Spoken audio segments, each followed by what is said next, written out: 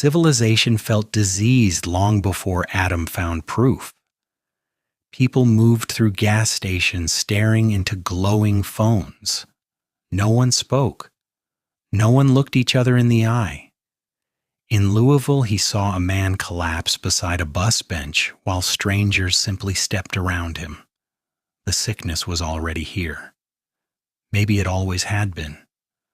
Adam tracked whispers through rural counties, a coughing drifter, a black-veined corpse in a motel, families turning violent overnight, always a stranger nearby first, always a handshake.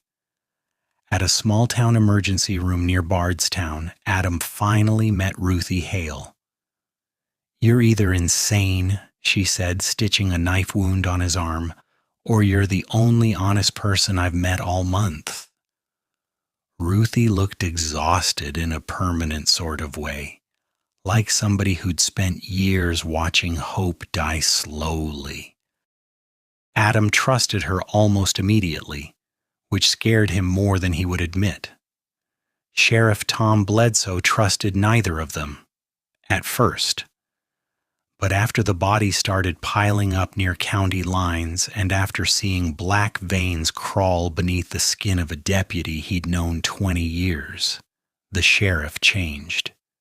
"You find this thing," Bledsoe told Adam while loading shotgun shells with trembling hands, "and I'll get you close enough to kill it." They cornered the stranger at an abandoned church deep in the hills. Rain hammered the roof. The stranger stood calmly near the altar, pale and untouched by time. "You think killing me changes anything?" he asked softly.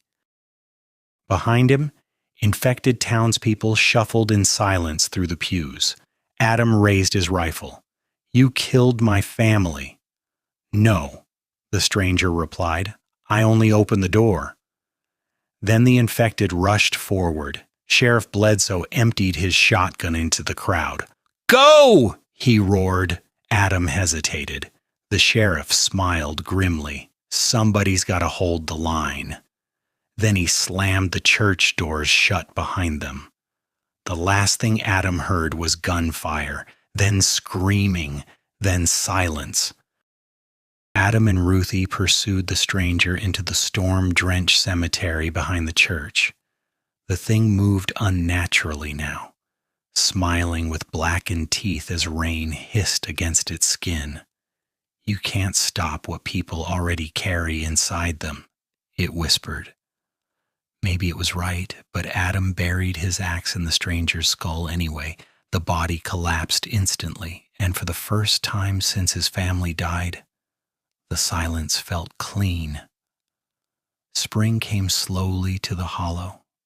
Adam rebuilt the cabin beside the old creek crossing with Ruthie and a young married couple they had rescued during the outbreak, Daniel and Marie Cooper. Good people, careful people, people who still looked each other in the eye. The sickness had not vanished from the world entirely. Adam doubted it ever would, but no new cases appeared after the stranger died. One evening, Ruthie stood beside Adam on the porch as fireflies drifted through the darkening trees. "You think this place can really start over?" she asked. Adam looked across the hills where fresh garden rows cut through the earth. Children could live here someday, families, laughter, maybe even peace. "I think," Adam said quietly, "Eden always survives somewhere." Then he took her hand, and this time, the handshake meant life.